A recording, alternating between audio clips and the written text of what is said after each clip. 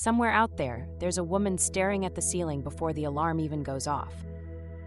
Her body is tired, her mind is racing, and her first thought of the day is already, I'm behind.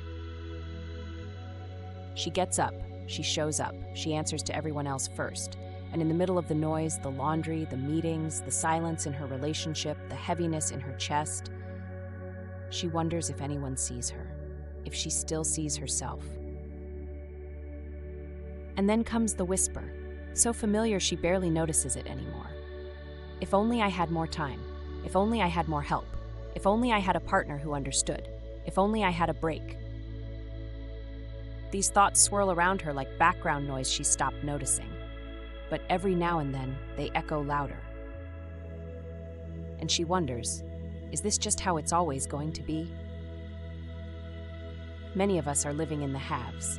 I'll be happy when I have a better job, when I have more money, when I have the body I had before kids, when I have someone who sees me, finally sees me, and so we wait. For the raise, for the recognition, for the love, for the break.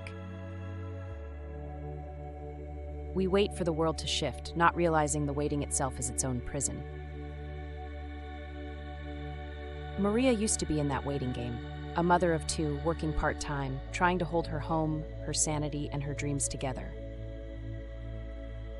Her inner voice whispered daily, if only I had more time, if only I had more energy, if only I had someone who noticed how hard I was trying.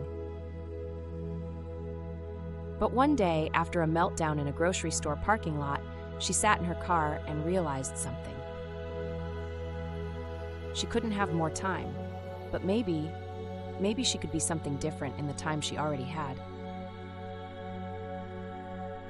So she started small. She asked herself each morning, what can I be today?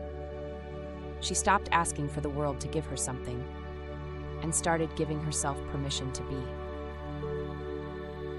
I can be more intentional with the 30 minutes I do have. I can be less perfect and more present. I can be softer with myself, kinder in the mirror. She didn't get more hours, more help, or a magic wand, but she started to show up differently, and little by little, things began to shift. The truth is, we don't need to have more to be whole. What we need is the courage to be calm in a storm, to be firm when boundaries are crossed, to be loving in silence, to be patient with a body that's healing, to be unapologetic about our joy. We stop waiting and we start becoming. Shanti was nearing 50. Her kids were grown. Her marriage, quiet. Her days felt like echoes of yesterday. She used to think, if I had a more passionate partner, if I had followed my dream earlier, if I had more excitement in my life. But one morning, sitting on her porch with a pen in her hand and no distractions in sight, she wrote, I still get to choose who I am. She started painting again, not for money, not for Instagram, just for her soul.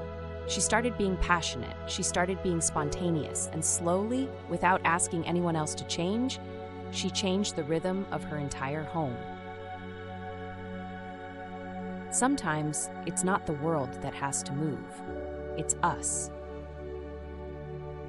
So maybe right now, you don't have the perfect support system. You don't have clarity, you don't have energy or all the answers, but you can be brave. You can be more grounded today than yesterday. You can be someone who shows herself grace. You can be the version of you that your younger self hoped you'd become. Not when you have it all together, but now, just as you are. The world keeps telling us, you'll be happy when you have, but the truth, you'll be free when you be.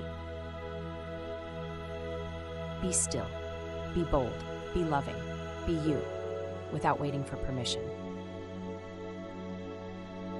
If this message touched you, share it with another woman who needs to hear it.